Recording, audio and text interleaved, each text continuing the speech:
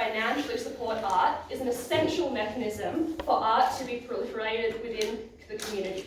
Art increases storytelling, community building, capacity for individuals to express their emotions, to record important events and historical sentiments, and to just create beauty and wonder in what otherwise can be a pretty shitty world. We hugely regret that the Catholic Church stopped being a major patron of the arts because it means there's been less proliferation of arts and has also had negative impacts for the Catholic Church. 3 key points in this speech. Firstly, why being a patron of the arts liberalises the Catholic Church. Second, why this patronage of art is really important for the furtherance of artistic expression. And third, why the expanding influence of the Catholic Church is not necessarily a bad thing, and what mechanisms are there to counteract that. So firstly, why we think that being a patron of the arts is likely to be a positive thing for the Catholic Church, and why it actually liberalises the Catholic Church. We think that when the church is sponsoring artistic expression, it's likely that they will be sponsoring art that is quite celebratory of things like Jesus doing good things, rather than sort of the worst parts of God that are quite undesirable, like God causing genocide in Sodom and Gomorrah. We think that the reason for that is because, the more positive elements of the Bible and of the Catholic Church's teaching are sort of lend themselves much more to artistic expression, and they're much more likely to depict things like Jesus giving loaves and fishes and expressing charity. This is because it is much more inspirational, it is often much more beautiful to look at, and we think that's the sort of thing that artists typically enjoy creating, and so we think that that's a positive thing for the overall culture of the Catholic Church, because it means that they are much more likely to be focused on those more positive elements of the scripture and of their teachings. And I think that that makes a significant difference in the way that they actually operate over, maybe not in extremely short term, but over a longer period, that they are more focused on that sort of charitable side and that loving and accepting element of their religion, rather than the more negative like sin and death and eternal damnation kind of thing. We think that artists, often enjoy that really joyful expressiveness, and also that it's usually much more widely accepted by the public, rather than like really depressing, ugly images of like people getting stabbed by Satan in hell or something like that. So we think that for that reason, it's more likely for those sorts of depictions to be more popular. So I think that has a massive impact, because I think that the way that the route that the Catholic Church has taken since it has decreased its amount of art patronage has sometimes tended to be much more negative, focusing on those issues of like sin, being against like homosexual relationships and that sort of thing. I think that when they are more supportive of the arts, they're more likely to be going down a different route. Are there any POIs at this point? No. Okay, so the second point on why this furthers artistic expression and why that's an important thing. We think it is always a good thing for institutions to be funding the development of the arts through education and the commission of works. We think that, when an artist is like trained by the Catholic Church or is commissioned by them to do an artwork, it does not necessarily mean that they are prevented from ever creating artwork that is also critical of the Catholic Church. We think that they can gain that education from them, or even, create like a huge mosaic or a painting for them. And all that does is really, give them more resources, raise their profile, and it provides them with revenue that allows them to also create further artworks in the future. We think this is a positive thing because, it is very difficult to find funding for the arts, and if this is a mechanism through which artists can gain some revenue, we think that is a really positive thing for art in general, not just religious art, because it might be that the Catholic Church pays a particular artist a huge amount of money, then they also have enough money to go and do like 5 other art projects as a result of that, and we think that that is likely to result in lots of different artworks being created, and that is a positive thing for culture and the community more generally. Yeah. The Catholic Church needs to abide by the teachings of the Bible, which prohibit homosexuality. Why is the kind of art you describe especially, or as a tipping point, liberalising? I think it's because of the reasons that I gave around artists enjoying creating those more positive artworks more, and also people who view art enjoying seeing those more like joyful and beautiful expressions a lot more than like gay people being tortured in hell. Like, I think that's a pretty unpleasant thing for people to view. And so I think that, you know, the artworks that are created that are quite positive about the teachings in the Catholic Church are going to be much more popular and will therefore, over time, be more interlinked with the overall culture of the Catholic Church and the way that it is viewed and presented in general. So going back to the furtherance of artistic expression, so I think that like the artistic patronage also extends to education, like art schools and funding art schools, and I think that is an incredibly positive thing because a person going to an art school does not only impact them as an individual, but it also gives them the skills and resources to teach art to more people, and that means that like it is not only that the Catholic Church can proliferate that kind of knowledge, but it can also be secondary knowledge that is less like interlinked with any like I guess propaganda that might be associated with Catholic Church teaching. We think that those skills being funded is a really important benefit and means that more people are able to express themselves emotionally and tell their stories and contribute to a diverse cultural expression.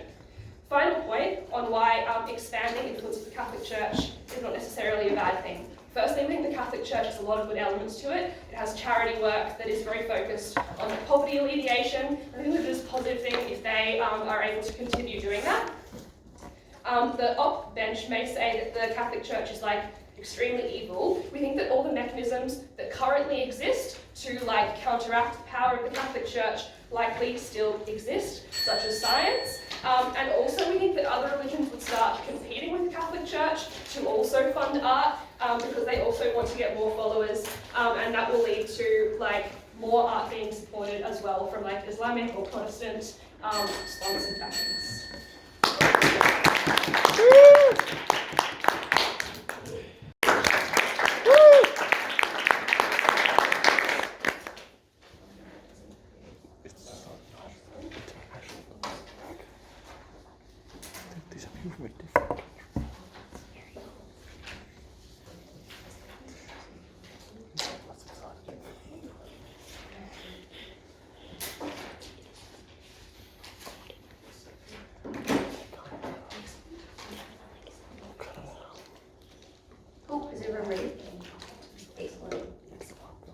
Art is an important historical marker. It shows us what society is like at the moment, our values and representations, what we think is important, what we think is beautiful. And with a decline in Catholicism, a decline in religious beliefs, keeping Catholic patronage of art that dictates a certain worldview, a certain belief in ideas is harmful to the development of art, harmful to the development of our culture, and we are glad that that declined over time as Catholicism declined. 3 points in this speech. Firstly, I'm going to talk about the amount of art created, disputing the OG claim that there is less art overall. Secondly, I'm going to talk about why the art we create on our side of the house is much better, much more representative, just good. And thirdly, I'm going to talk about why this doesn't actually change the Catholic Church all that much. Firstly then, let's talk about the amount of art.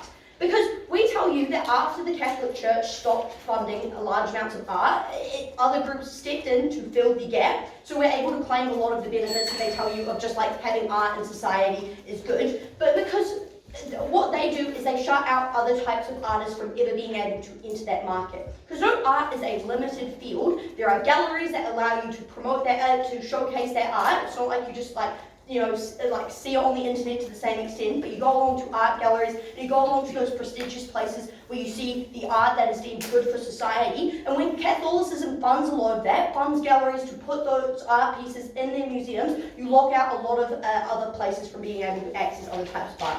Who are the benefactors we think steps in if the Catholic Church disappears from this art market? The first is to say that wealthy private benefactors step in to fund a lot of art. That's why lots of millionaires at the moment, or wealthy people who are trying to up their image, fund art to see that they're making a contribution to culture, to show that they're being able to donate to places and be able to promote promote culture, which means that they have an incentive to continue funding their art, make sure art gets produced. The second type of person we say steps in is governments, because governments have an incentive to, promote art that represents their local area, their local space, to make sure that there is an art network in their community, to make sure their community is represented. But thirdly, we say that minority art has been able to rise into the space since the Catholic Church was there, because they were always creating art, but were never able to get it into those galleries, and without the added addition of extra Catholic art that OG continues when they continue to fund Catholic art, we see that minority art is able to enter into these spaces because there are less competition in galleries, and the art that was always created is able to get a space.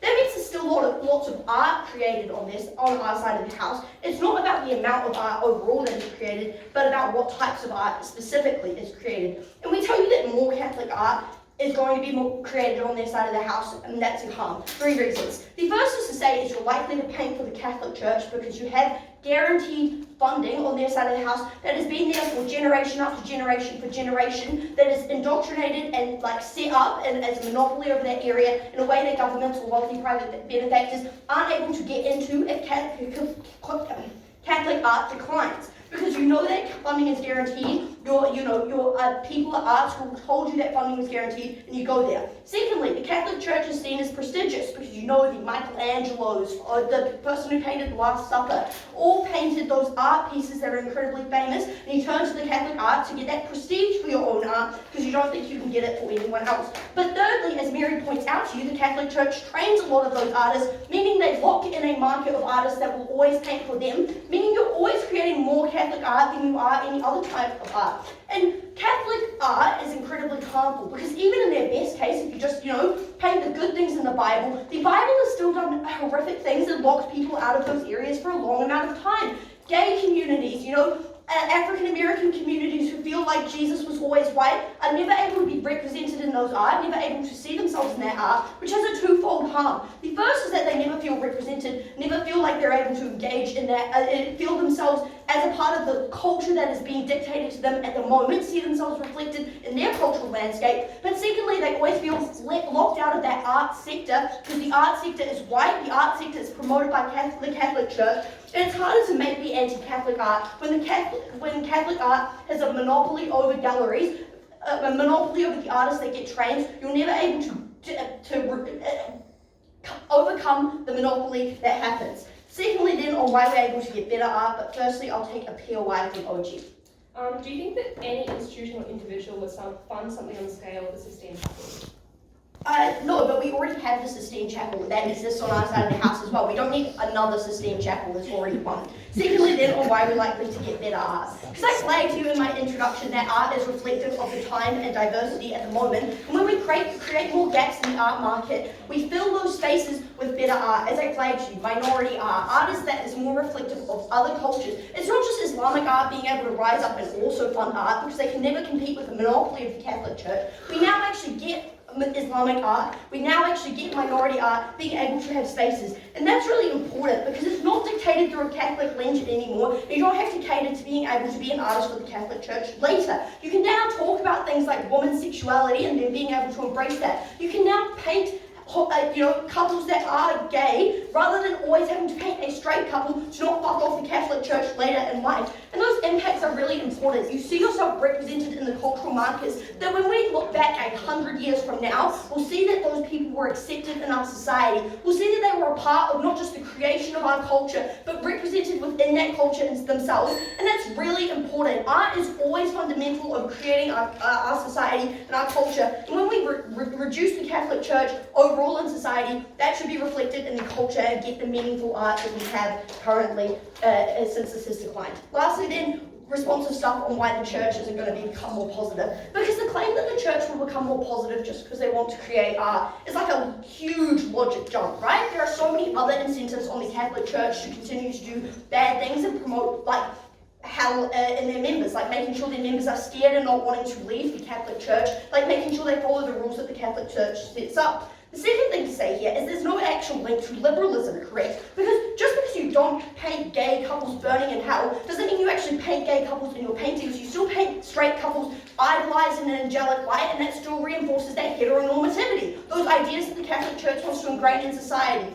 If they suck up that space, that's incredibly harmful, and they're not likely to change their scripture where they can get away with just painting fun art and people still think they're a good actor in society when they really aren't. When they control our culture, they control our ideas. If less people are Catholic, we should allow that space to be represented in our art and culture as well. Proud to host.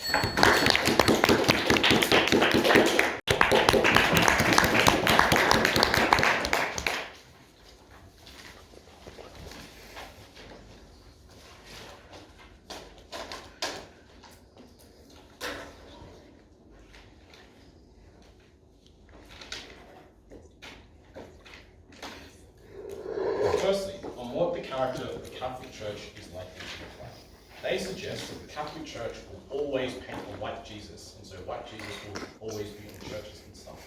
But you never explained, how do you get a people of colour Jesus? What happens under your side? It's not clear what the harm is if there's a white Jesus being painted by the Catholic Church. In fact, we would suggest that the Catholic Church painting a white Jesus is actually an inspiration for other forms and depictions of Jesus, because Islamic artists and Islamic people would recognize that the kind of lie that is being spread that Jesus is Anglo-Saxon is a lie. So they would commission their own art, which means that there is competition to fight against the kinds of arguments that the Catholic Church makes. What this decline in patronage has done is meant that, well, the Catholic Church isn't disseminating that message as much anymore. Why do we need to start investing our time and effort into this? We think that the patronage that has occurred inspires and draws in more competition in this way. So we think we can get some people who follow Jesus if that's their main benefit in this debate. But obviously, there's incredibly low impact. Now, let's talk about the counterfaction though when it comes to how the Catholic Church's character would be. We say that the Catholic Church would likely liberalise, that is, that the people who enter into the Catholic Church now, obviously there's a characterisation or class of people who enter into the Catholic Church because they are forced to do so as a result of their parents, or they've been indoctrinated and stuff like that. But there are a class of people who are inspired by the Catholic Church's paintings. They're inspired by their message that you should be charitable. They're inspired by their message that you should distribute resources and should give to workers, as Marx would say. So, that means that we have a class of people who enter into the Catholic Church who provide or start to mitigate some of the worst feelings around Catholicism, or they start to mitigate some of the worst tendencies of Catholicism. That means that the Catholic Church no longer starts funding, or is less likely to fund. In some instances, maybe parishes may decide to put a drive to do like conversion therapy. If we have some more liberal people entering to the Catholic Church, it is less likely that the parish does that. There's a better argument now that instead you should create a drive to homelessness, because that is the reason why they're inspired into the Catholic Church. Sophie responds by saying that, well, the Bible's teachings preclude liberalisation from occurring, that it is impossible to overcome the Bible. Two literal responses, it's not metaphorical. The first is that liberalisation can skew the Bible to become more desirable. That is, of course, you can still, as a Catholic, believe that homosexuality is wrong, but it is the way in which you treat homosexuality that is different. That is, that you may be kind to people who are gay instead of being hateful to them, and the liberalisation, or the people who are caught by the images that the Catholic Church paints, is likely to enter as a result of being kind to people or wanting to help people, as opposed to trying to oppose them. But secondly, we refuse this characterization that you can't overcome the Bible. There are parts of the Bible that are in literal tension. For example, Leviticus that says you can't mix cloths, or Jesus who said that you should treat people with love. Instead, the Leviticus part of the Bible says you should kill the people who are homosexuals, which Jesus demonstrates is not something you should do. The Bible, when in tension, especially when it comes to Jesus, which is the focus of the Catholic Church's paintings, they are the people that argue for liberalization and argue for the rebuttal of the worst parts of the Bible. This is a lie to suggest that the Catholic Church is incapable of liberalization. You may be saying, well, the liberalization's too marginal opening government. Who cares? Even if it is marginal, that is one step for the people who are the most disadvantaged by the Catholic Church to now be saved, or to now be less attacked by the Catholic Church. That is a concrete benefit in this debate, and we will claim it till the cows come home. That means that at the conclusion of this issue, we demonstrate that the Catholic Church's character is not static in this debate, it is capable of change. The question is, how do we change the Catholic Church's character? We suggest that one of those mechanisms is the art that occurs and the critical mass of art that occurs. Let's move now to the values that the Catholic Church now espouses. They say that the values of the Catholic Church are too Catholic, but the problem is that patron recipients can do other types of art. They never explain that why people who get patronage. Patronage looks like funding people who want to learn art and like giving them the tools to do art. They paint a picture of the church, they understudy one of their big artists, right? And then they are contracted to paint another thing for the Catholic Church. Those types of people are not precluded from doing other types of art. So if they are liberal, or if they have values that are, as popular as opening opposition suggests, they will go and do other types of art. And the suggestion that people who paint like Catholic Church art are anti-gay or anti-homosexual is just fake. There are lots of instances where you've got lots of classical painters who like drawing penises. That's the reason why a lot of them are perhaps homosexual. Suggest that there is capacity for people to do other types of art that are somewhat liberal, or not even liberal art, just art that makes them happy, or makes communities happy, or bring them together. But also, you can spread your ideas to others. That is, that you can pass it down to your children, who may experience new values as time progresses. That means that the kind of critical mass and values of that which the tools of art are used for are changing and are not static as open opposition suggests. Yeah, go. Historically, the vast majority of Catholic art patronage has been very centralised through institutions directly within under the control of the Vatican, which was where the conservatives tend to dominate within the Catholic Church. Do you really think that it would be likely to get very liberal art out of that? So I think, but I don't get it. Like, the artist is disconnected from the Vatican. It's like they're not they're not robots created by the Vatican. They have their own values, and they can pass it down to their children as well. Wait, can you re-ask your POA? Because I think I realized it. Sorry. Okay, whatever. Alright, let's do some weighing here. We think there's very little impact when it comes to social values. The Catholic Church isn't going to change our opinions much. They're not going to change how society's trajectory has moved. Society is in charge of social values, not the Catholic Church. The Catholic Church is only creating art that may be divorced from social values. We agree sometimes, but that's okay. And that's where the main impact in this debate is. Where do we get the most critical mass amount of art? And we suggest that's the main difference in this debate, where the most change will occur. That's where the most of the adjudication should lie. So let's ask the question, who gets more critical mass of art? They say that, Catholic Church crowds people out who might want to step into the market, but I don't understand why. The Catholic Church grows the mass of people who can do art and do things that they want to do. They give more tools and the capacity for people to create their own art. They say that, the government will fund you to do art. No, they won't. The government doesn't care. Look at the arts and culture ministries of all the different governments. They don't care about art. They just care about the thing that makes them look popular. For example, negative interest loans. So obviously, art will be so much well funded. But the last thing I want to say at the conclusion of this speech is that the Catholic Church has not pushed people out of art rooms. They just make their own galleries. Why would they crowd people out of normal galleries? Weird. Woohoo!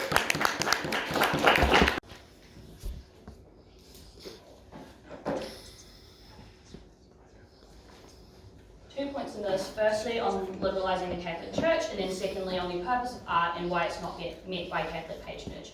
On liberalising the Catholic Church, I think the biggest pushes that we get here is firstly that the Catholic Church dictate that it's liberalising. A few responses. The first thing to say is the Catholic Church dictates to artists what they need to paint, not the other direction. And as a result, they have huge amounts of control over what sort of art is painted, not in the other direction. So artists don't have a liberalising effect on the Catholic Church themselves. The second thing to say is that artists, they say that, the Catholic Church will fund artists, they gain a platform, they gain other skills, and then they do other stuff. But they simply don't, right? Because that would mean they could never go back to the Catholic Church. Any contracts they have with them, any hope for something in the future, goes away at the point that you're seen as a sinner or someone who paints sinful works. I think the big response here, though, is for both all of these pushes is just the same, which is to say that there's a huge power asymmetry in this patronage process. The Catholic Church has literally all the power, all the money, everything that they could possibly give to artists. But comparatively, artists' lifestyles are very unstable. They don't have a huge amount of capital. They've got a lot of competition. It's not a very stable lifestyle. And as a result, if you get the opportunity to be funded by the Catholic Church, you probably get sucked in. It probably changes the art that you make, and you probably don't have any liberalising effect on the Catholic Church anyway. The next thing they say is, oh, but at the very least you paint happy things about the church, and that washes out, all the bad things that the church does or changes focus. I think the first thing to say, and like Aisha says, is that doesn't change anything. That doesn't liberalise any of the fundamental issues they stand for. All it does is just change the focus of societal perception. And we think that's actually a really, really bad thing. Because we think it's bad if people look to the Catholic Church and think, oh, well, that painting's pretty and cool, and I like, visiting Rome and all of those things, rather than all of the really, really horrific things that they do instead. And I think the biggest thing to say here is they seem to think that the only way to save LGBT people, save minorities, is by liberalising the Catholic Church, which they don't even prove that they can do. But the real way to help all of those groups is just to let the Catholic Church decline, let them die. That's another path to giving those people power. And we don't even have to do a huge amount of making here to prove that. Because, firstly, there's already a trend for declining religion that's continuing over time. So life for LGBT people and minorities is already getting better on our side of the house. The second thing to say is we're getting huge increases in the amount of knowledge. We're getting huge scandal media pieces done on the Catholic Church, which decreases their power, decreases their following. The biggest drop-off in Catholicism in history was at the point that we let people read the Bible in their own language rather than being dictated to. That was, when we shifted from Catholicism to Protestantism as the dominant religion in England or something, and that's when people actually got more information and started making better decisions. We think that that's a trend we want to continue, and that's a far better path for helping the people that their opening government seems to care about. Lastly, on some of their missed benefits, where they say, oh, you get charity from the Catholic Church, you get charity from other places as well, because people have an innate desire to help other people, and charities don't necessarily have to be religious, so that's fulfilled in other ways. But the thing, even on weighing, they probably do far less charity than they do harms, right? I mean, they literally colonised half the world and haven't even said sorry for it, and continue to have that colonising effect in places like Latin and South America.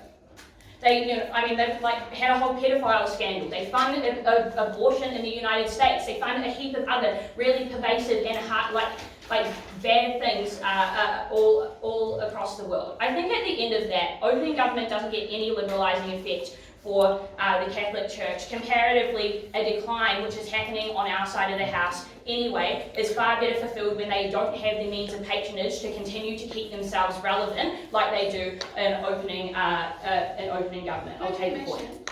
Closing. What does Catholicism and spirituality look like to the millions of people for whom it is a very important part of their life in countries like Latin America and regions such as that?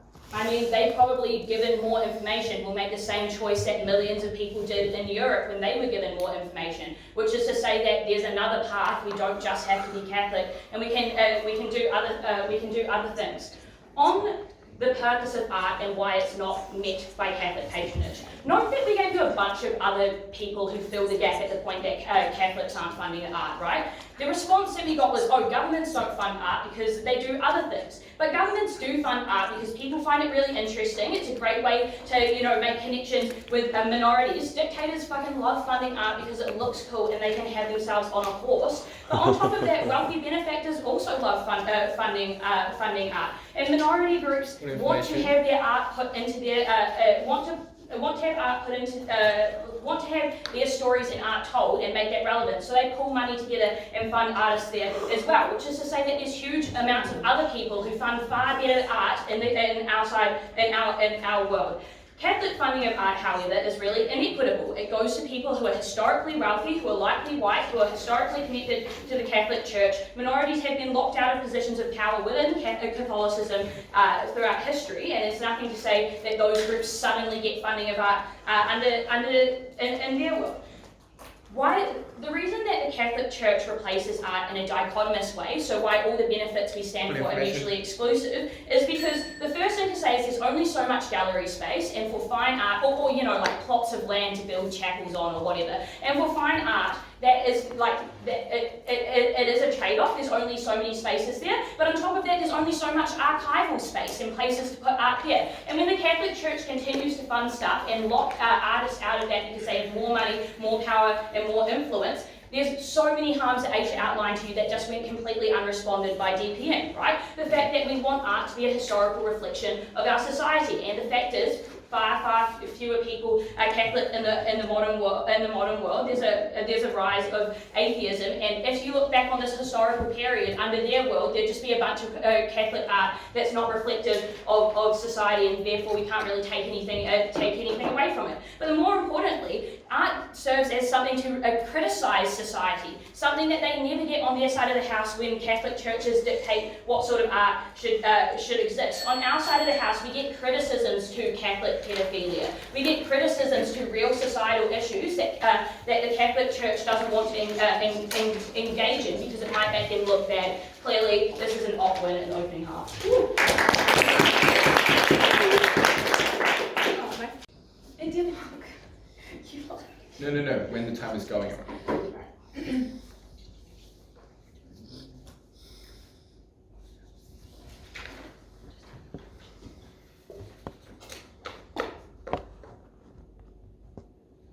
Art does serve as an important marker along the road of history as to where we currently stand and which institutions hold power.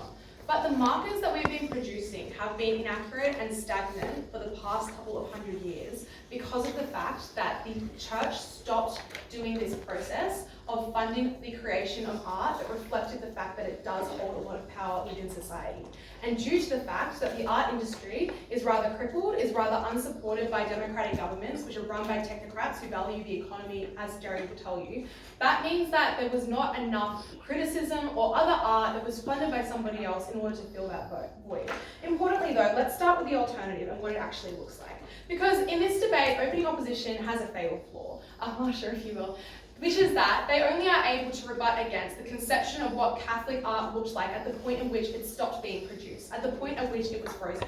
They are only able to argue against the Michelangelos of the world. They are unable to argue against what the alternative would actually be in the debate, which is that as Catholicism spread throughout the globe and as it changed, it would have gone to different regions, it would have gone to different areas, popes would be born in different places or living in different towns or on different tours in different cities that were more popular or less popular. New churches would have been constructed, and in all of those times, they would have either had a choice to continue to use the old art made by Michelangelo and made by the people that they paid way back in history, or to fund and create something new, something that was more reflective of where they stood at that point in time, something that fit the culture and the identity and the spirituality of that point of Catholicism and that branch of it. For a religion that has split off into so many different branches, that has evolved in so many different ways, the art would likely have evolved too. Perhaps it wouldn't have been more liberal, but it would have been created by different people, and that would have been a value in this debate. So, that leads me to three main pushes of extension. The first is on the utility that this art provides in terms of identity formation for religious and non-religious people.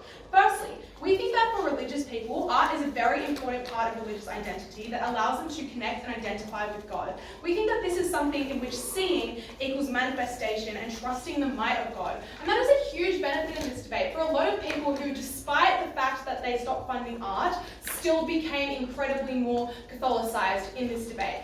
Opening opposition and opposition debate in general has to support the fact that Catholicism has still spread on their side of the world. In the status quo, in Latin America, Catholicism has taken hold in a lot of communities in a very real way. However, they don't have access to any art that was created with this in mind. That means that when they see a manifest and trust in the might of God, they're trusting in the might of something ancient, something that was created by a random white guy from Italy, that was something that was less representative of their experience, which cost them greatly in terms of spirituality. This means that for this significant portion of the world in this debate that is today incredibly religious, we could be providing art and recognition of the importance of that spirituality. But importantly, secondly, for non-religious people, currently it is quite speculative in terms of how you can find your identity and engage in culture and engage in the world. For example, people do things like go to the Sistine Chapel, they go to the Basilica, and they marvel, right? This art has a unique unique role within society because A, the Catholic Church has a unique aesthetic that is very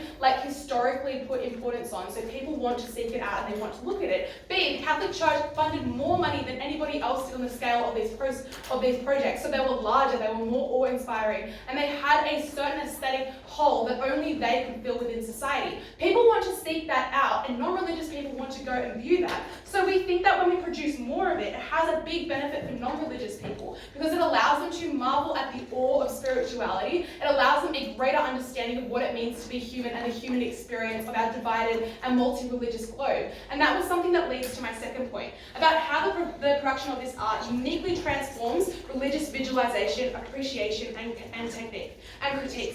So firstly, we think the Catholic Church has spent more than anybody else in this art, and that leads to a long-term beneficial impact on art, because it's a fundamental part of how the church works specifically that they have aesthetic beauty to their structures that are meant to feel important to people. That was unique about their art. Now, OO says that the societal perception of the Catholic Church will be changed because this art is so beautiful, but that was a fundamental misunderstanding of what beauty did to things. It didn't mean that you blindly accepted them and you trusted everything that they told you. In fact, being more beautiful garnered more attention, it garnered more discussion, and it garnered more critique. I can tell you a little bit, about that. It makes us an excellent space for visualizing and transitioning the norms of the Catholic Church. Because even if the art they make is not liberalized in and of itself, even if it is still white Jesus, even if it is still very traditional, every single commission offers an opportunity for discussion, for discourse, and for the full spectrum of people who are engaged in art today to have a new conversation about what the Catholic Church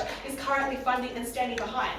That means that, for example, the increasingly educated people that exist within Catholicism, every time a new piece is commissioned, can look at that piece, look at who was selected to do it, look at how much was spent on it, look at where the decision was made for it to be put, and have a debate about that. And that's really important because right now that doesn't happen because of the fact that we can say things like, it's always been that way. It's simply tradition that that's the way that the art happened and we don't fund it anymore, so it's something that we can no longer criticize the church for. This, secondly though, improves the ability of people to cognitize and pinpoint exactly what it looks like right now to be a member of the church. It is easier to perceive that through a visual image than it is to engage in pages and pages of newspapers that you could never possibly hope to keep up with, which is why when I POI opening opposition, what does religion look like right now in Latin America, they can't tell me because we don't know. Opening.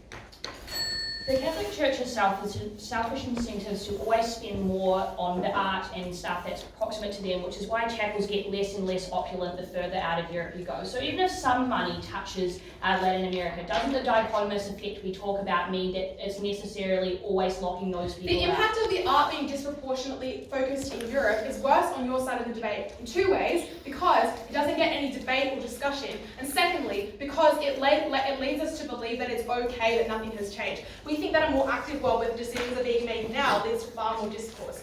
Importantly though, right now what we would get from supporting this is that all throughout history we would have examples of art of what the church believes in 2022, for example, or what it supports in another year. Final extension, this art generates greater growth and progress in the artistic industry. Basically, art movements feed each other, they don't decimate each other. That's why Romanticism, one of the best artistic periods in our history, came as a direct response to Enlightenment. In fact, we would get more of a platform for people who wanted to break the codes and the rules of the artistic formats that are being set by the Christian Church, the Catholic Church, in a world where there was more of that art, because it would be more prolific, so it is a bigger splash in the news when you go against it and create a new form that breaks those rules. That would have led to more artistic development, more artistic movements that were anti-religious, and that was something that would have given a platform to even more artists in society. More feet in gallery doors means we build a couple more galleries, and we get this amazing new movements that we talk more about what it means to be spiritual, not in ancient Europe.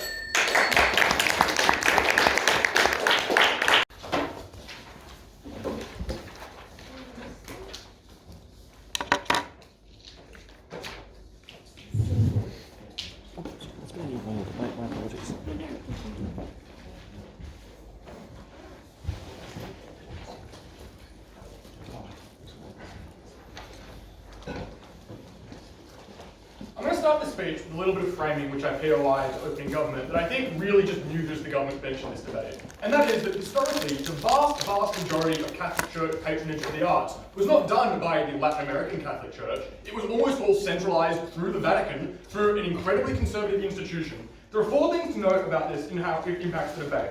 Firstly, the Vatican we're talking about historically, because again, this is a regret debate, and this decline began during the Renaissance era. This Vatican we're talking about was heavily isolated from the realities of the Catholic Church, around its entire global network. Secondly, it was heavily elitist because it was controlled overwhelmingly by cardinals and archbishops and popes and people who are incredibly insulated from the actual realities of the Catholic Church and the identity that closing government talk about. Thirdly, as I again point out in the POI, they are deeply conservative relative to other parts of the church. So their conception of what a positive portrayal of the Catholic Church is vastly different and vastly more conservative than opening governments. But fourthly, they were money and power hungry. The Catholic Church cared about preserving its influence, which meant that it was going to be obviously exceptionally selective about which artists it funded and on what grounds they were able to receive that funding and what they were able to be, going to be allowed to create in order to continue receiving that funding.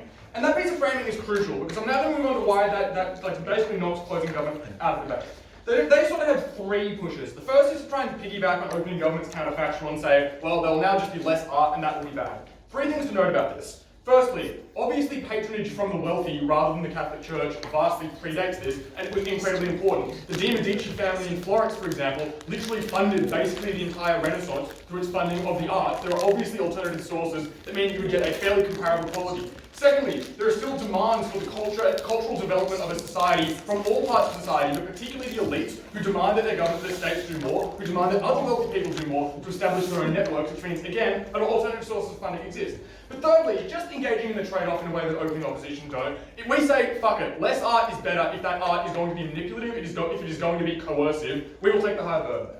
Let's then talk about a push about identity. And I think this is just a profoundly self-defeating push. Because if identity is as important as CG claim, then obviously artists in Latin America would still just create this art with or without the funding. They would still be able to represent meaning and represent what that identity is and why it is so important to them. The artists among them will create that art and they'll still be funded by the very same patronage networks that I've just explained. But I would also note that even to the extent that identity is important, at no stage does CG prove that this is exclusive to having patronage rather than just the art existing in the first place, which is why this extension just literally is not relevant to the debate. The third claim they make then is on you get better discourse when there is more art, but note that runs into the problem of the framing that I bring you at the start of this speech, which is that the church is the one funding this art. It doesn't want discourse about what its teachings mean in society. It doesn't want discourse about its role in society. It just wants people to become Catholic and give the tithe money up at Mass. It obviously is going to be heavily restrictive on the type of art it creates, which means you obviously just don't get the vast majority of the benefits that closing government relies on. That's their math. Let's move to my extension then from closing opposition. And what I'm going to do is very sadly make this debate about politics rather than art, because I fucking hate art and zero impact debates. And this debate so far has been very, very abstract and focusing on matters of representation and influence in very nebulous ways that I don't think it's literally possible to prove under the rules of British parliamentary debate. But the reason that we care about art, though, is that it is real and it has real impacts on real people. And that's what I'm going to focus on, because it informs people's worldviews, it sparks controversy, and with given enough time and enough critical mass, it causes policy change. And what we're going to establish is that, given the historical context of this debate, if Catholic art continued to be produced at the same volumes it did before its decline, it would have enabled enormous, substantially greater amounts of suffering as a result of colonialism, as a result of normalising hateful doctrine, and as a result of maintaining economic power of the church over the rest of society. So, firstly, let's talk about imperialism and colonialism. We think Catholic art, that even at its positive version that opening government talk about, is one that fundamentally likes to portray itself as a liberator. The theme of salvation is very heavily present throughout most of Catholicism. And the way that has historically manifested itself has not been, well, the Catholic Church is a great place where you'll find God and salvation. It is often manifested along with that as things like the white man's burden, along with the idea of, bringing civilization to savage peoples, because the Catholic Church is the only hope for these people to avoid eternal damnation. That means that what you're very likely to get is a continued portrayal of that if the Catholic Church continues to fund that up. Because the Catholic Church has an interest in spreading its doctrine globally. It has an interest in convincing people to sign up for its religious missions to Latin America or the Caribbean or Africa or the Philippines to make sure that their influence is as widespread as possible. That is why they would be pretty selective and pretty heavily leaning on artists to produce art which favours that message. And that has 3 massive problems. Firstly, the inspiration that the government talk about is likely to be used for bad ends. It inspires people to join religious crusades. It inspires people to join religious missions that fundamentally undermine the rights of the people already living there. Secondly, it leads them to internalize racist narratives that the Catholic Church is a liberator from these people's, these people's backwater savage, savage backwater. Thirdly, it tells people that there is a legitimate institution backing what they believe in. That the Catholic Church is saying via this art that what we are doing is good, what we are doing is okay.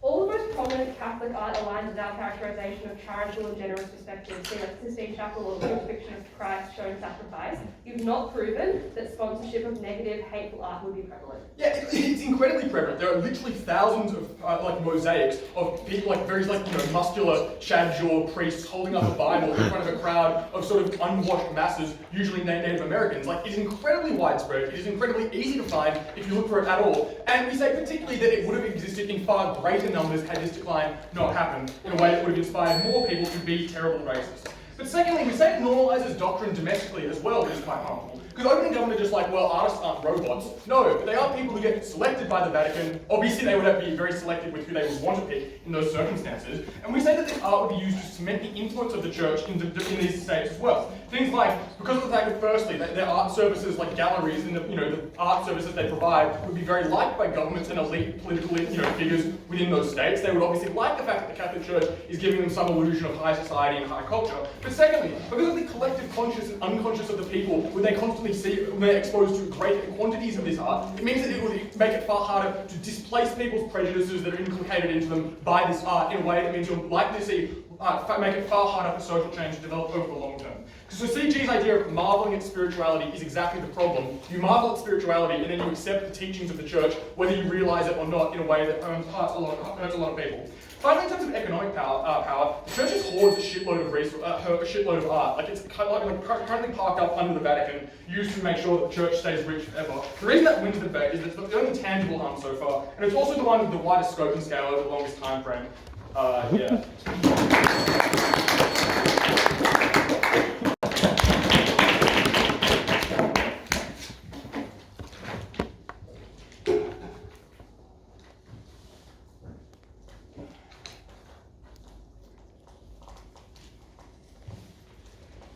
The problem with this opposition side for me is that they're really willing to very quickly dismiss the impact that art has on an individual's spirituality and identity, despite the fact that millions of people flock to the Vatican City every single year in order to see the St. Peter's Basilica and the Sistine Chapel. And yet they think they will have such a huge and significant impact upon social policy that will somehow lead to elements of social change that will change government institutions and the ideas that there is a separation between church and state for years to come. And that lack of ability to coalesce their impacts in this debate is what will lose opposition bench the debate.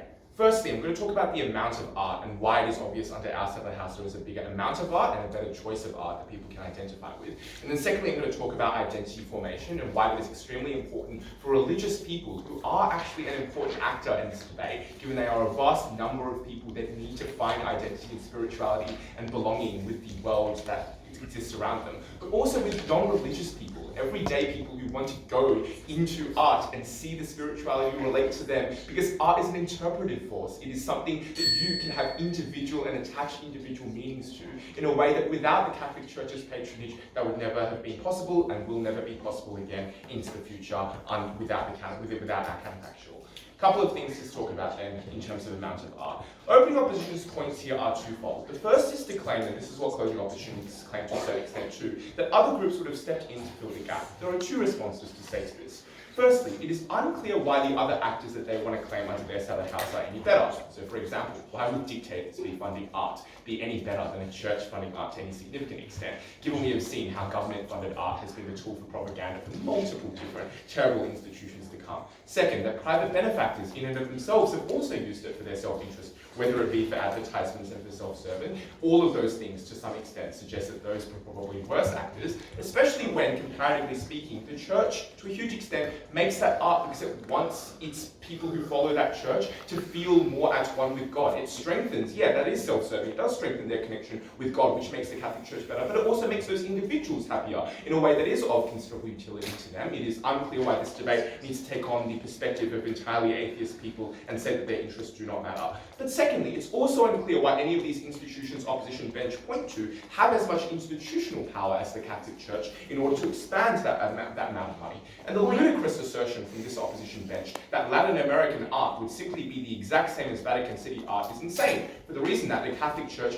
wants to expand the way in which its influence goes across the developing world and the areas where the Catholic Church might not have previously had enough influence, relating exactly to the exact way in which the Vatican City or Italy relates with art is obviously not going to be particularly helpful in expanding your message to Latin America. We think obviously the artists they take on in that respect are much more likely to relate with the experiences that exist within those societies in a way that is going to bring particular agency. And yeah, sure, maybe that will lead to more people joining the Catholic Church. Maybe this opposition bench wants to take on the burden of just entirely poo-pooing the existence of anyone relating to Catholic Church in general. But to the extent that they haven't done that, and to the extent that some people can and want to relate to Catholic Church in a way that is important to their spirituality, that is not something that Sam can just dismiss with, it's not tangible, because for religious people it very much is, and even for non-religious people, that effect very much is.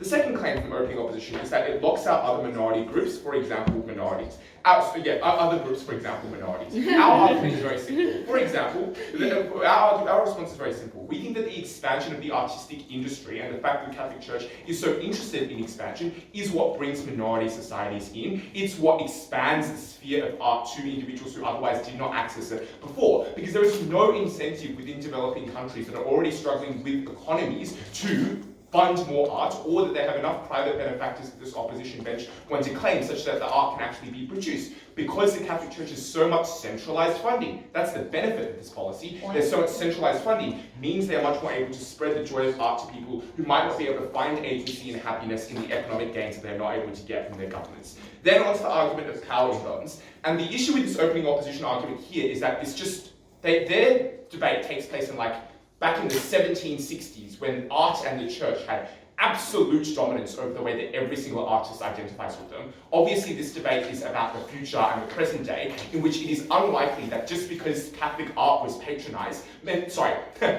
had patronage, meant that all government policies surrounding how artists engage with art would be entirely controlled by the Catholic Church. It wouldn't. There would indeed be other institutions, but we're telling you the significant addition of funding that the Catholic Church has provided adds the level of art and artists in a way that adds their market that they can sell to, and adds the money that they can obviously get in a way that's incredibly important. And that is why I think at the end of this particular issue, we absolutely win this issue about artistic expression, because we are the only team that tells you, despite all of the harms that this opposition bench wants to bring up about why artistic expression is lessened, why that coercive force, even if it exists, does not matter, because that coercive force allows a wider set of people to access art, and access art in a way that helps their identity, which then moves on to our second issue, which is the utility of identity formation. What does closing opposition have to say in response to this? The first argument that closing opposition provides is that they will just create art anyways, which dismisses the problem that every single other team has managed to identify in this debate, which is that artists just do not have that much funding. And without funding, there is no idea that art will necessarily get supported, and often it does get published. Yes, art does, artists do find joy in creating their art, but they also find more joy in, having people see their art, having galleries publish their art, having money that rewards their artistic work, and that in and of itself is a huge benefit that we are able to claim onto our side and not without their patronage opening. Given the dichotomous trade-off on gallery space, archives, and plots of land, why is it better for your side to get yet another, maybe more relevant depiction of Jesus for people already in church, compared to a critique on colonisation, or even at worst, a depiction of a dictator which serves history? The first thing to say is that it is unclear why your depictions of dictatorships are necessarily mutually exclusive with our one, especially given that we've told you that the criticism that surrounds this sort of art is likely to produce more art of the kind that you want. But secondly, also, it's unclear why the creation of Catholic art is stopping. It's not mutually exclusive. It's just not clear why that is the trade-off here. The second argument that the closing opposition come up with is that you don't want, the Catholic Church doesn't want discourse, but the issue is that the Catholic Church can't control discourse over this kind of art. Because art is created, people discuss it, people change, people make the interpretations of the art and try to make it more appropriate. That's the reason why this art needs to exist in the first place. There needs to be a base of which other art that criticizes this spins off, and that's how we get, not liberalization in the church necessarily, but at the very least a church that relates more to its people, but also to non-religious people. Because the church gets money from non-religious people seeing its artwork as well, right?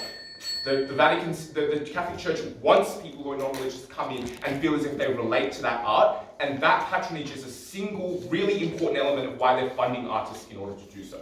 Look, Maybe a lot of people in this room don't like the Catholic Church, fair enough. But a lot of people are Catholic. They want that art, they want to relate to it, and we don't want to take that right away.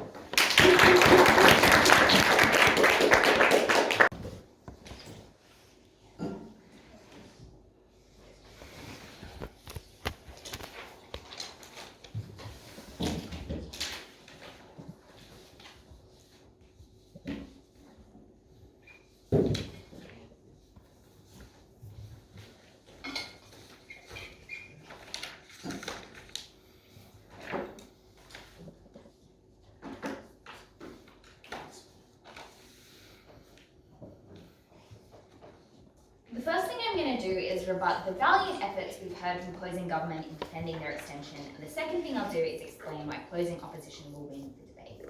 Firstly, on closing government, they made two extensions. The first extension is that art is necessary for many religious people's formation of identity and perception of what their religion looks like, particularly in places like Latin America. Firstly, as we tell you at SAM, if it is so true that art is essential for people's perception of religion and identity, it's unclear why other people wouldn't have the impetus to come in and fill the gap, why communities wouldn't autonomously create that art, even if it was slightly less well funded, if you believe their best case.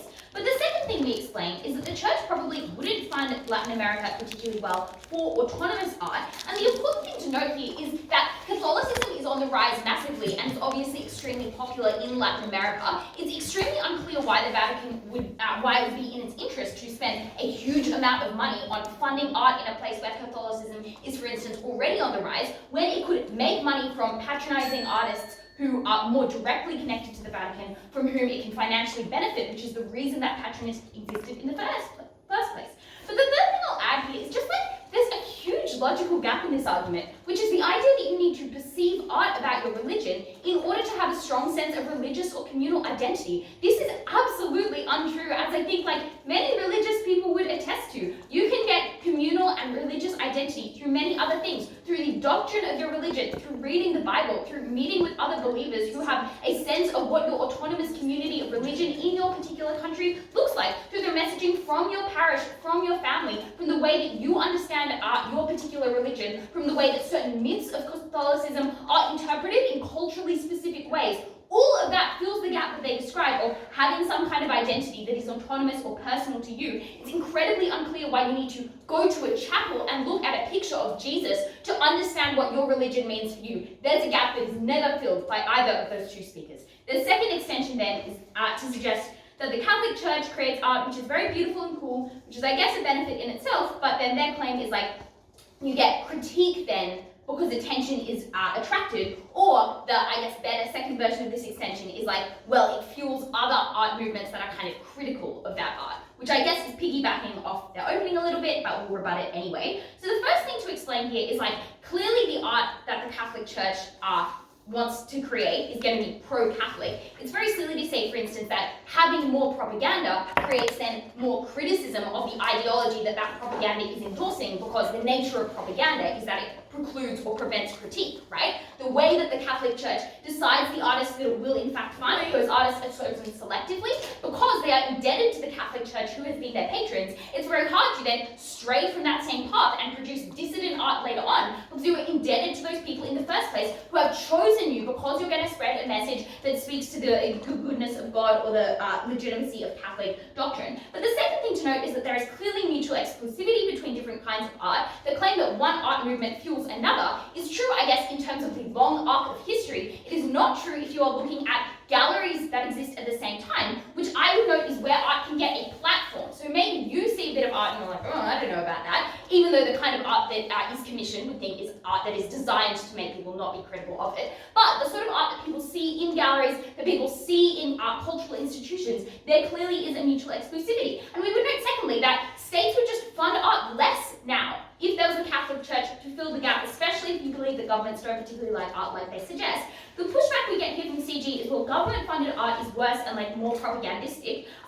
Clearly in some states, like governments are super nationalist and want to fund really nationalist art. But I think what you have to do here is just compare. The Catholic Church's mission is conversion.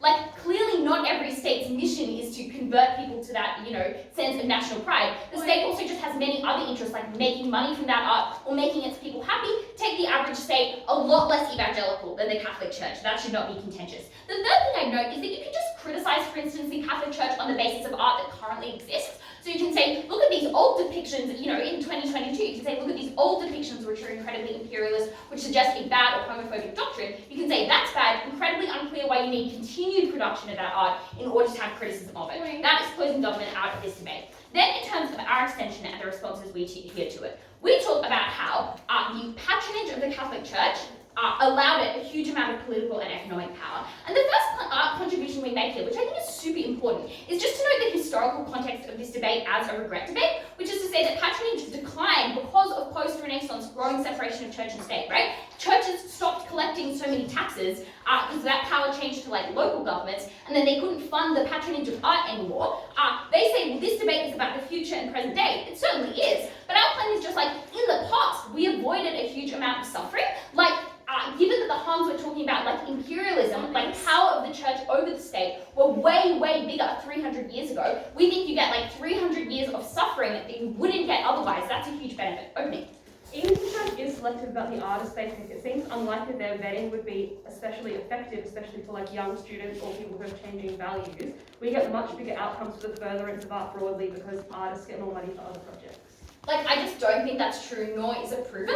Clearly the Catholic Church has a strong incentive to select people or to say, we want to commission you to make this one particular type of art. That's how commissioning works. Noting that those those artists are indebted to the Catholic Church. The power dynamic is clearly in the favor of the church. They have a strong incentive to make propagandistic art. No mechanism there. What else do we tell you? We tell you that patronage has historically allowed states, the Catholic Church, power over political institutions as a service provider, right? An arm of the state in that way, because the state didn't have to do the kind of artistic funding, the church didn't, which allowed it that political power. We tell you it just gets lots of money from the art that they sell, from the fact that this, in many instances functions as money laundering, that this is able to, both financially and also in terms of messaging, justify kinds of imperialism which are terrible, and the historical framing we give you explains why that is so important. This is clearly the biggest impact in the debate, both in terms of context and particularly given the historical framing we provide. And it also, I note, provides the most concrete versions of harms we hear earlier in the debate, for instance from opening opposition, who says that this kind of offensive art or art that has offensive depictions of Christianity